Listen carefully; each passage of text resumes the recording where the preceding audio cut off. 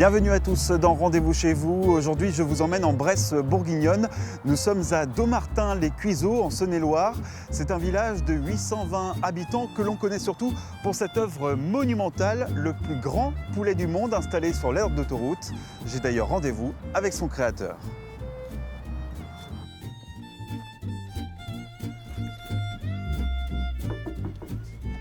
Bonjour Jean. Bonjour Sébastien, Vous allez bien? bienvenue en Bresse. Merci. Entrez, je vous en prie.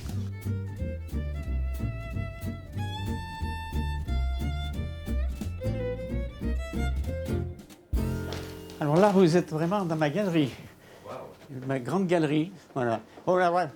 Faites très attention à ça. Alors là, vraiment, elle est très basse, mais c'est une histoire.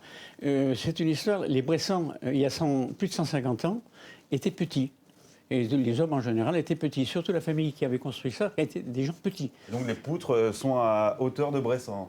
Les poutres sont légèrement plus hautes encore que parce que quand ils avaient leurs sabots, ils étaient en sabot, c'était encore plus haut. Mais alors vous qui êtes très grand, faites très attention. Ah oui, effectivement. Hein. Allez.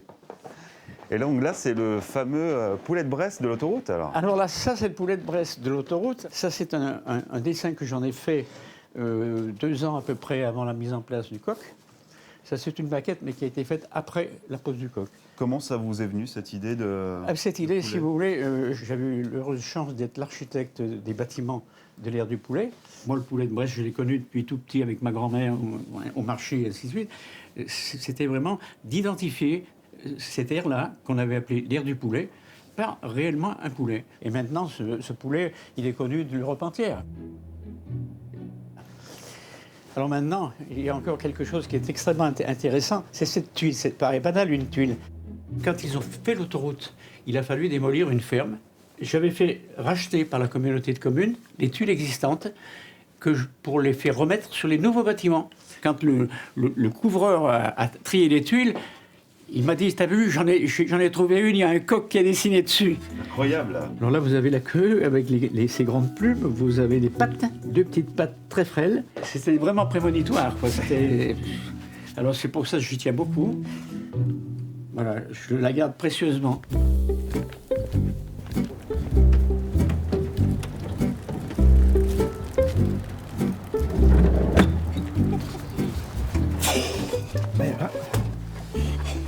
Bonjour messieurs, dames. Bonjour. Vous avez besoin d'un coup de main peut-être? Ah bah si vous pouvez, oui, effectivement. Qu'est-ce qui s'est passé là? Bah, une petite panne d'essence. Est-ce que vous pouvez des fois juste attraper l'arrière? Ouais. C'est gentil. Petite panne d'essence, donc j'ai demandé à ma fille de venir me chercher. Voilà. En tout cas, c'est une belle mobilette. Vous en avez beaucoup des comme ça? Une petite dizaine. Oui, j'ai une petite collection et je peux vous emmener à la maison, puis vous les montrer. Ah bah super. Allez, eh ben je vous C'est emmène. gentil. Merci. Et c'est quoi votre prénom? Jérôme, Sébastien. Enchanté. enchanté.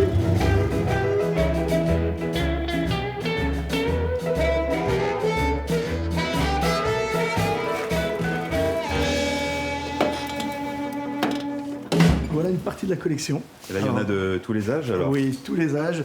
AB76, 1962. Voilà, ce qu'on appelait les bleus aussi à l'époque. Après, on aura d'autres styles comme celle-ci, donc une petite 40T.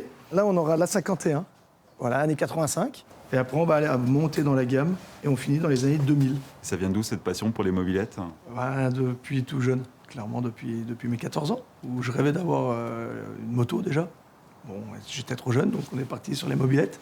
Et puis, arrivé à un âge un petit peu plus avancé, j'ai eu la chance en fait d'en acquérir plusieurs. Et maintenant, j'ai la chance d'en avoir une petite quinzaine, je dirais, quand même, pour rouler. Et ça vous évoque quoi quand vous vous baladez avec comme ça? L'insouciance, je dirais, l'insouciance, la nostalgie. Voilà, moi j'ai eu la chance de vivre une année où on prenait encore les mobilettes pour aller au bal de campagne. Et maintenant je le retrouve 40 ans plus tard, toujours avec les copains. J'ai eu l'occasion de faire un petit enterrement de vie de garçon, voilà, de mes meilleurs amis. Et on s'est fait une journée, voilà, entre potes en mobilette, donc c'était sympa, quoi. En tout cas, je vois que vous avez une très belle maison. Ça fait longtemps que vous habitez ici? Là, depuis 2018, donc ça fait 7 ans qu'on la rénove. À l'origine, c'est une ferme de 1821.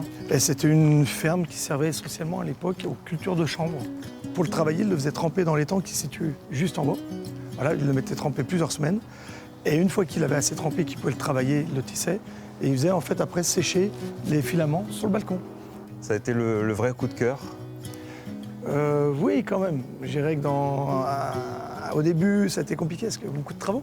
Ouais. Voilà. Mais non, c'est vrai que j'adorais la pierre et puis on voulait de l'espace. On a le Revermont qu'on ne voulait pas quitter, les animaux qu'on voulait à côté de nous. On a eu l'opportunité en fait d'avoir le corps de bâtiment, les terres autour et la possibilité d'avoir les temps. Donc tout s'y prête. Quoi. Donc il y a tout pour être heureux en fait. Ouais, il y a tout.